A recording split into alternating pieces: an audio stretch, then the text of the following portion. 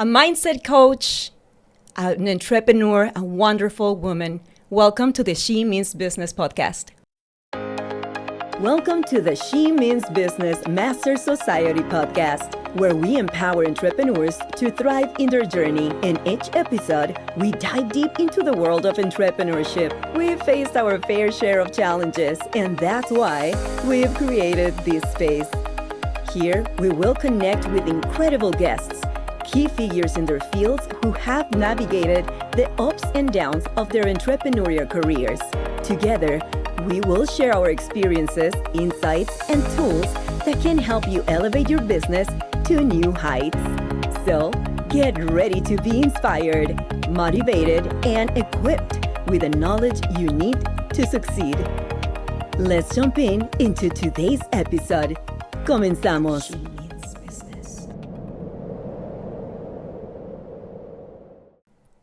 Hello everyone, welcome to one more episode of the She Means Business Master Society podcast.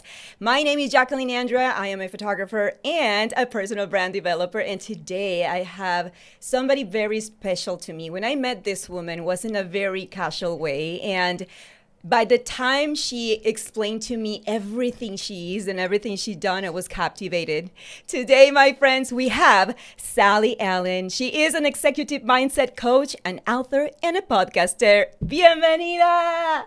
Thank you so much. I'm so excited to be here, and I am so excited for the She Means Business initiative. I think it's such a great initiative. It's incredible. Well, thank you, and thank you for being part of it. So let me tell you, Sally is also part of the She Means Business Campaign 2025, and I had the opportunity already to hear her story and to photograph her. We had so much fun in that photo shoot. You know, we got to know each other a lot in a deeper way, right? Yeah. And it is amazing how you've been through so many things, and I don't want to talk too much about your story, yeah. But tell us who you are and when you came from. A little bit about who I am. Let's not forget Max was in that photo shoot. Oh, and my he God, was so much fun. He was. We'll share photos of Max. I mean, he was so much fun. Well, just a little backstory. I grew up in South America, Guyana, and I moved here when I was 21 years old. And not to give a lot away, but I've been through a lot, and I had to overcome a lot. And I think that's what you look for the She Means Business, right? Absolutely. But whenever we say a lot, it is not just a lot. A lot is, listen, she is a story walking, and she's an inspiring one too, because the way she was going through all those things, keeping that mindset where you're like, I got this, I'm gonna go through it, and I'm gonna overcome it. And it was amazing, really. But I don't want to give it away. Yeah, I won't either. So what do you do, Sally? Share with us, what do you do? Yeah, so I'm not going to go much into that either, but we'll talk a little bit about what I do. I'm an executive mindset coach, and I coach executive to build high-performing teams. And I coach them through changing their mindset, because my philosophy is what you were just talking about before that. I've been through a lot, and the methodologies that I use and the systems that I use to get through all the things I've been through, that's what I've been using for my coaching. Just showing people that, listen, if you change your mindset and you tweak your mindset, you can change your life. Because a lot of us just go through life unintentionally, not realizing that we have one way that we're thinking and filtering our lives through it. And it doesn't have to be that way. Absolutely. And it is amazing how you say it. So there is mindset coaching and there is executive mindset coaching, which is you, right? So what is the difference between one and another? So I think actually I had a new client yesterday, and she said I'm on a platform called Modern Health, and they put my calendar up there, and their clients go and they just book me. And she said, Sally, I was looking for all these coaches and they do life coaching, so you could do mindset life coaching. And she said, when I look at yours, you do executive and corporate. corporate coaching, and that's a difference because I set myself apart. I like executives. I like to coach executives. So and it's funny, that just happened yesterday, so it's distinguished. She said, I'm not looking for a life coach. I'm looking for a corporate coach. I'm looking for a career coach. I'm looking for, because I want to become an executive one day. So that's distinguished me from a life coach or just a mindset as opposed to an executive mindset coach.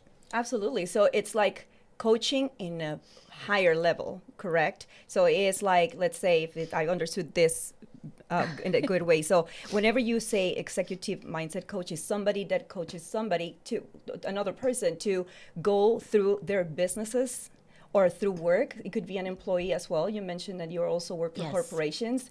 So usually, how long does it take to be coached?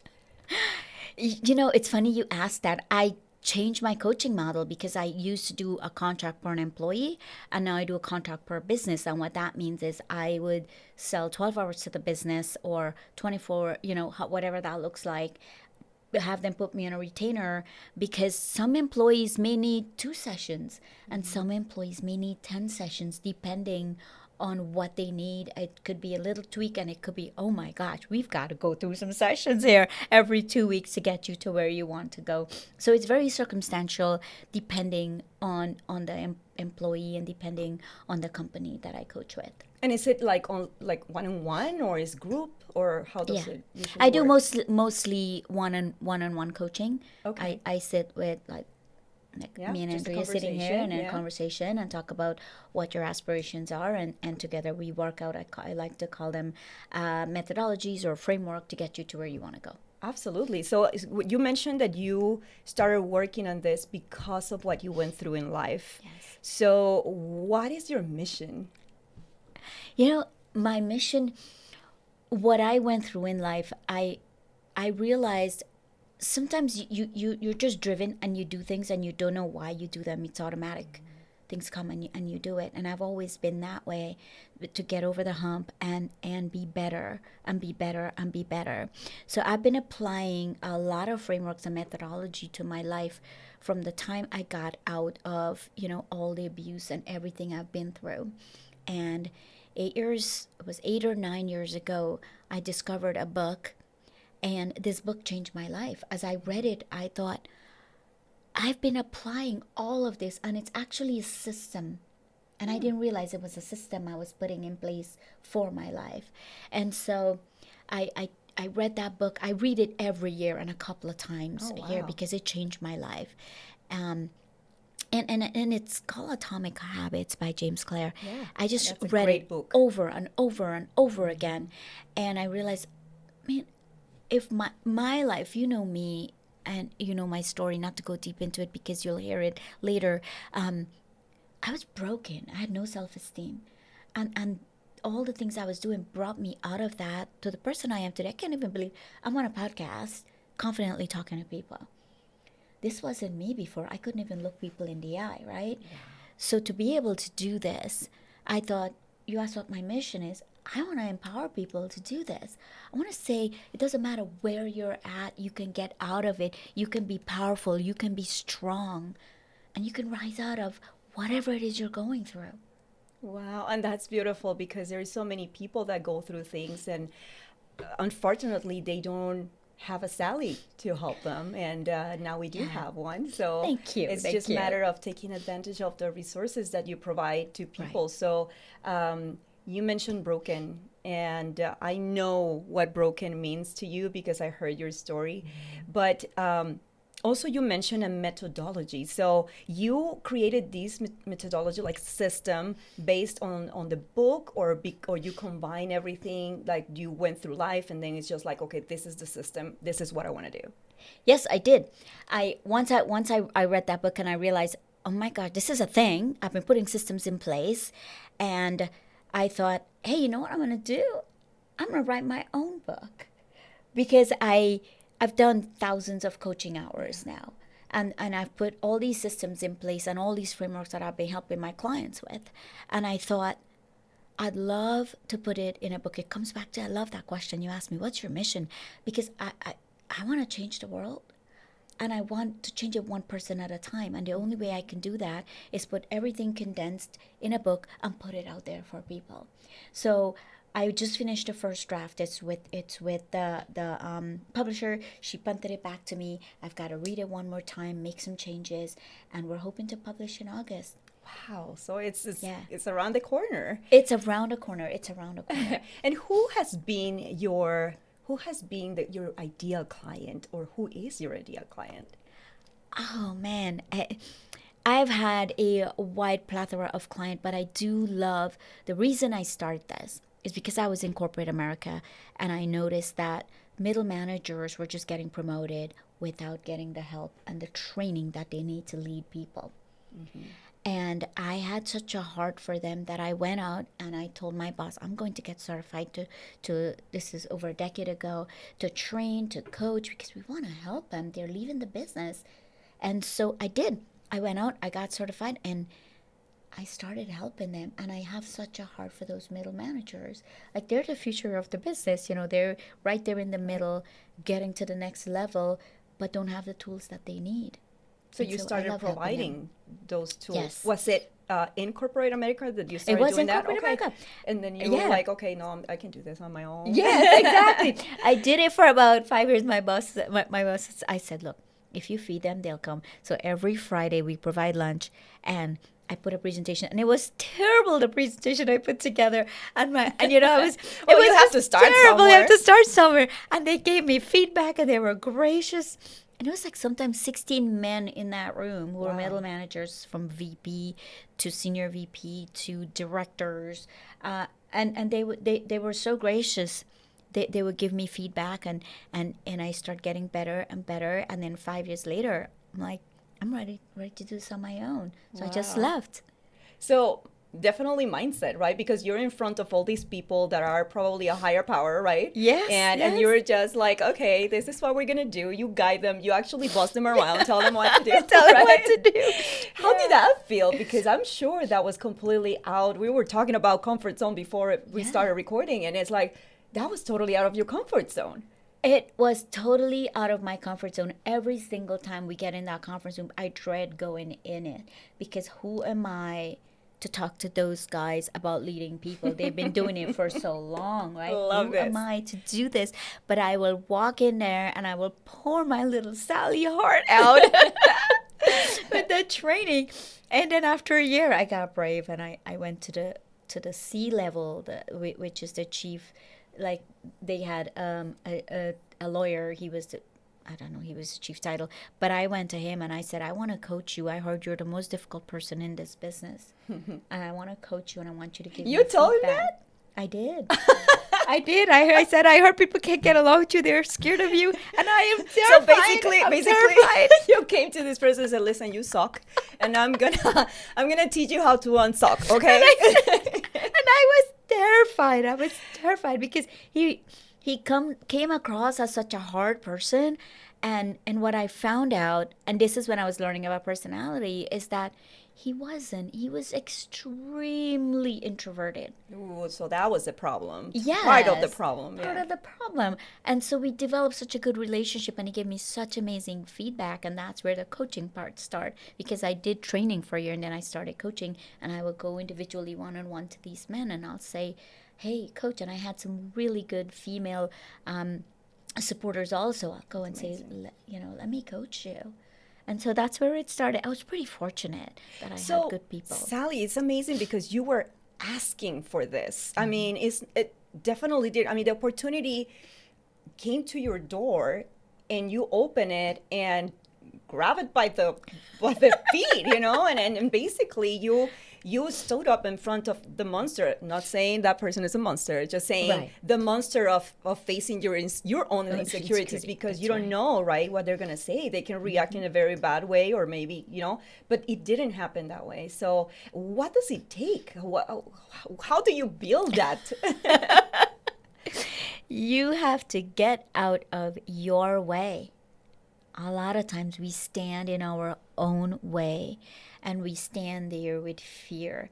And I love this term, faith over fear, because faith means you're walking in there blindly, not knowing what the outcome will be. Right. And which that is beautiful. Yeah. Yeah.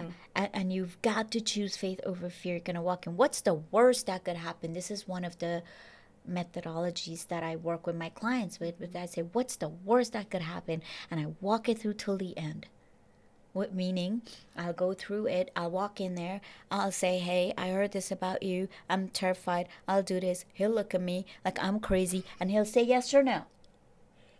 Boom. That's the end. But sometimes we stop. We stop Right. at, I'll walk in there and I don't know what he's going to say. And I always encourage people, no matter what you're going through, this fear, you got to walk it through to the end. Right. And you'll see it's not as bad as you think. Right. I always tell my children, they're adult children, and I always say, but are you going to die if they say no? Yeah. What is going to happen? If you die, then, hey, by all means, please don't don't do do it. it. That is Yeah. dangerous. But if they're going to say no, what can happen? Yeah. That's the worst that's going to happen. They're going to say no. So this person said, okay, I'm in. Yeah. Was it that easy? It was that easy. You know what I learned from that, though? I learned from that, and a philosophy I take everywhere with me after that. I say, if you don't ask, the answer is always no.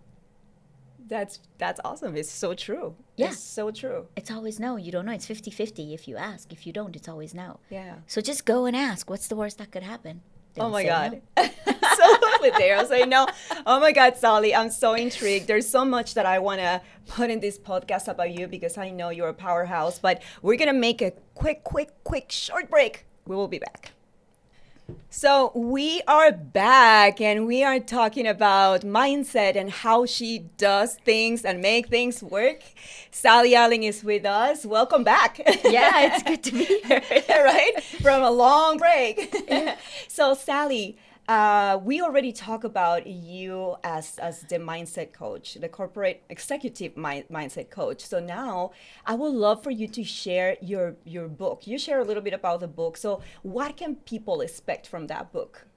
So some of the things we talked about before, I was talking about frameworks and methodologies that will be in the book.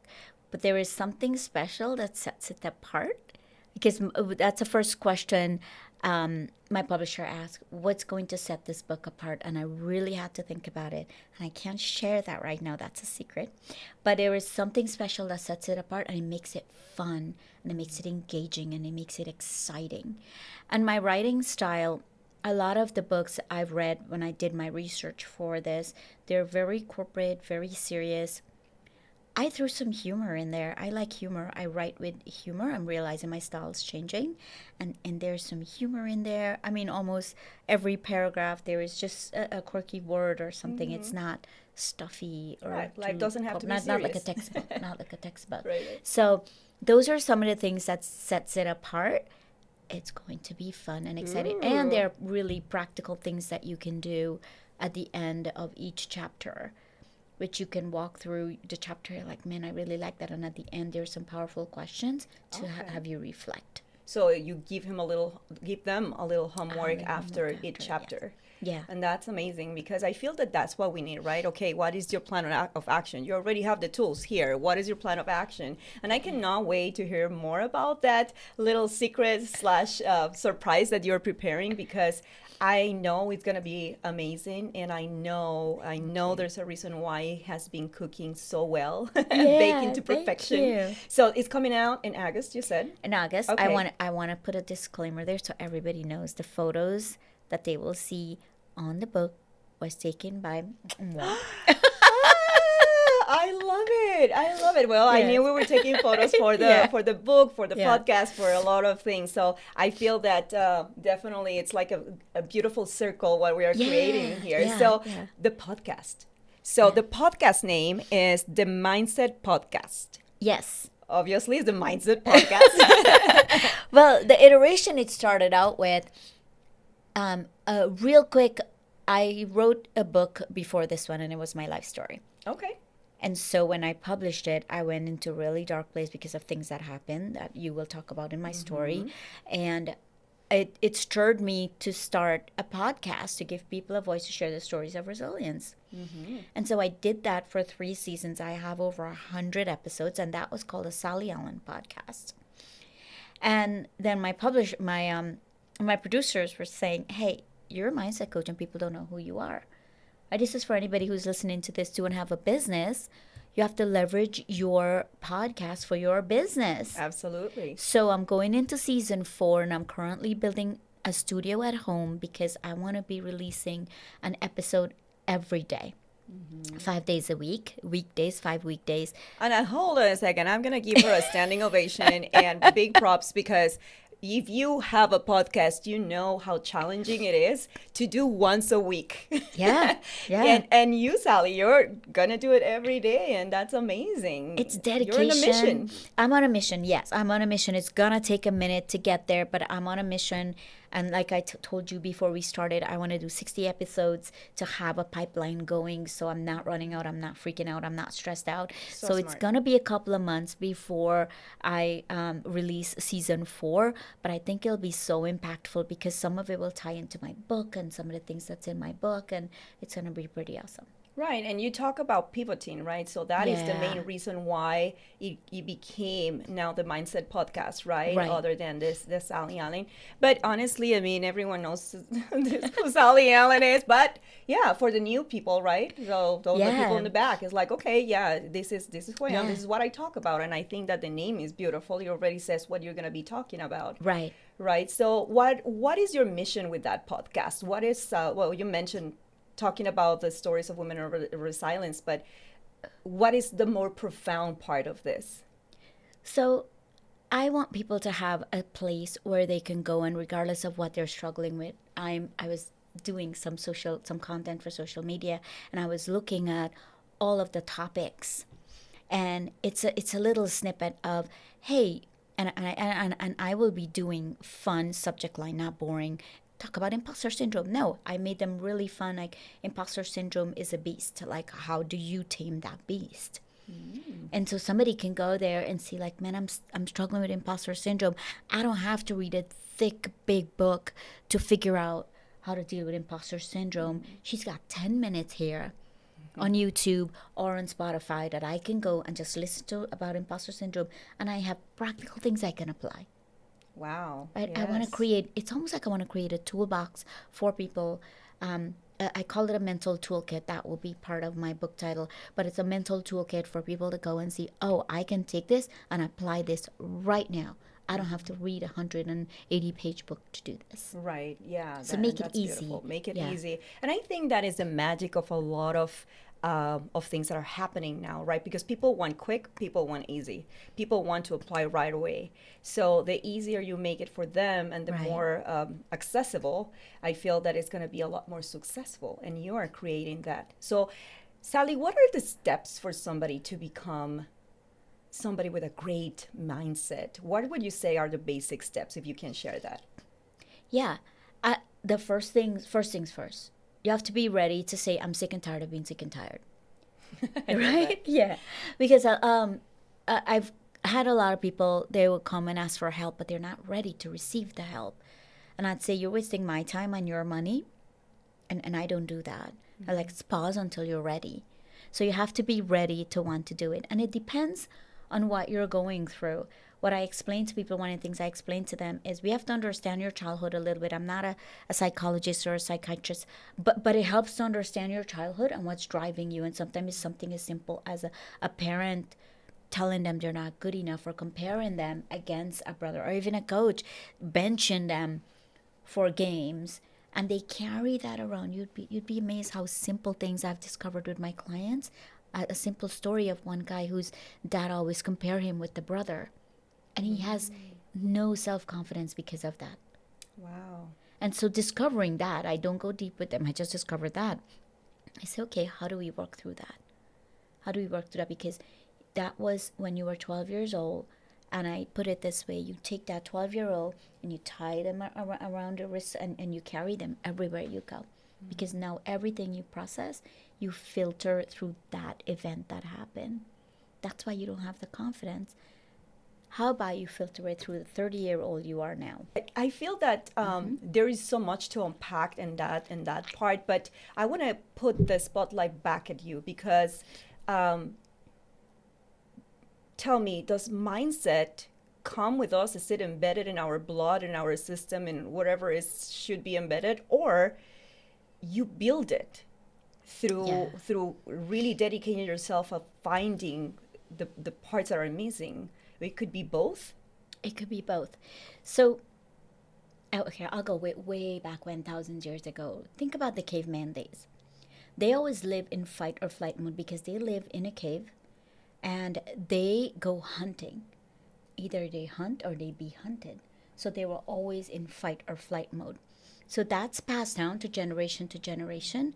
And now we are in fight or flight mode.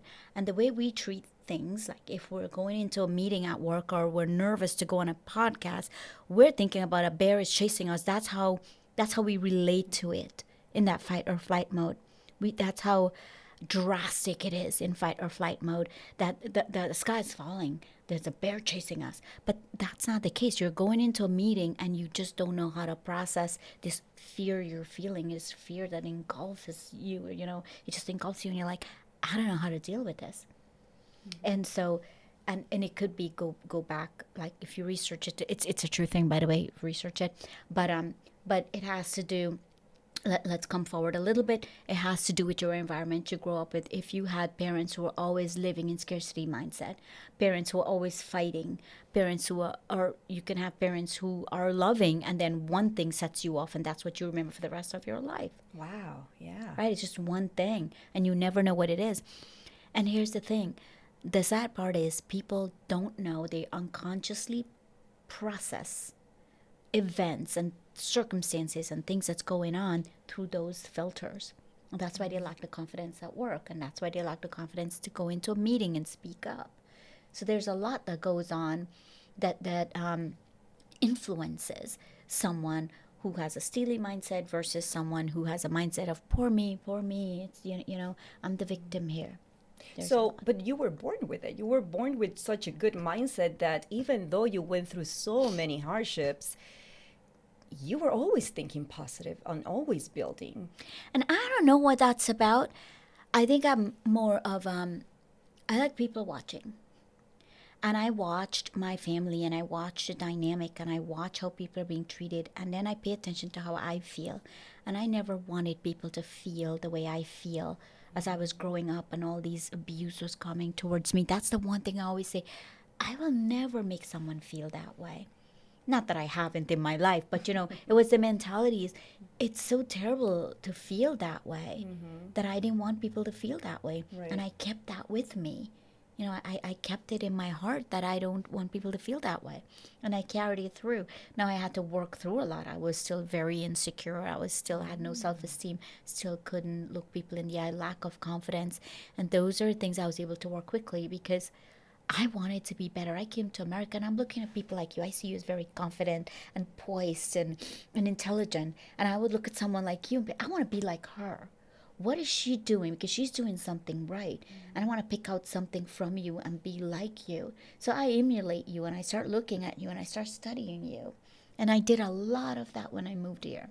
So you did a lot of personal work in order to get Yes. into this. So let's say that we are not born that way. It cannot be just born that way. Like we are born with confidence, right? Look at a little kid. Yeah. I mean, my grandson, We're all he's born almost with 5. confidence. Yeah, and he sings out loud in the middle of the store. He doesn't care about it. So he has the confidence. That's right. And then something happens in our lives that will bring us down, right? But you worked through it and you are coaching people to go through it, to pass through those filters and really have these resources where they can actually help themselves. Yes. And that is a beautiful mission, Sally. I do. And I love what you said about your grandkids because babies are born with a blank slate.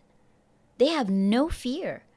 They're just born and they'll go touch a fire because they don't know any better. They're so confident, they do. And then somewhere along the way, that gets squelched of a parent who's to helicopters, they're hovering, or no, don't do that, or no, don't do this. Did you know, here's a statistic. Did you know, and I might get this wrong, because it's been a while I looked at it, from the birth to 18, you would have heard no over probably 140,000 times. I think for people like me, it's probably double. And yes, it's probably only 30,000 times. Right. So imagine what that does. And That the is intention is crazy. good. The intention is good. Right. It's not bad parenting. That's all you know. Stop it. Don't go there. Don't do that. Stop. Yeah. No. Yeah. I have a little story about that. Whenever my son was little, it was in Spanish, though I will try to translate it. But he was little, his first day in school, he went to school. I'm like, oh my God, JP. JP is my son. And I said, JP, how do they call you at school? I'm like, I was curious, because his name is Jan Paul. And he's like, oh, well, they call me JP, not there. So it sounds cuter in Spanish. It sounds but it was that, right? Yeah. I mean, he was also very awake, very like doing things that he's not supposed to, very adventurous, let's put it that way. And he's like, oh, JP not there. It was really funny, but that's just a little story, but it's so true. And I love that statistic because it's crazy how we should be used to hearing no all the time, right? We already have that, but no, it's like it's a regular word, and we just have to give it the meaning in a different way. That's right, because what the brain does is the brain started to use that no as a protective mechanism. Correct. Because a lot of people think the brain was meant to make us smart or whatever. No, the brain helps us survive. It just keeps us in survival mode. So this is why we don't have the confidence, because the brain is telling us, no. You can't go there. You'll look like a fool. Don't do that. It tells us to know, and you got to talk. I talk back to my brain all day long. It's like I have split personalities all day long. You're like, shh. Oh, yeah, all day That's long. That's how he talking to herself. All day long, I would talk back. But it's also one way where you have, you're born, I always say it's like a broken record, one neural pathway that you use, one neural pathway, and then the brain, they call it like it's plastic, it's elastic, it can change. Mm-hmm. And so you teach it. You tell it, you train it. Because here's something a lot of people don't know, and surprise a lot of people. The brain can't tell between fiction and reality. It doesn't know. So let's say you think about your dog passing or your kid passing, you will start crying. Absolutely. It makes you sad because the brain thought that person died. Right. It doesn't know. The brain doesn't know. Correct. No. Yeah, so that's so true. Why not train it something worth remembering? Correct. And that's what I tell people. Whatever you tell it, that's what it's listening. Your mind is listening in the background, and the two of them are cahooting together. Yeah. And you've got to tell your brain, start positive. You got to start going there. We go negative so fast. Absolutely. And that's what makes you so awesome. So just imagine sitting with this woman, and in 1 minute she captivated me, and it was a minute. So Sally, oh my God, I feel that we need like 3 hours of conversation. Every time you talk to me, it's like, gosh, I get so, it is energy, absolutely energy. And I love this. So how can people find you? So they can find me on LinkedIn. You can go on LinkedIn and find me there, Sally Allen.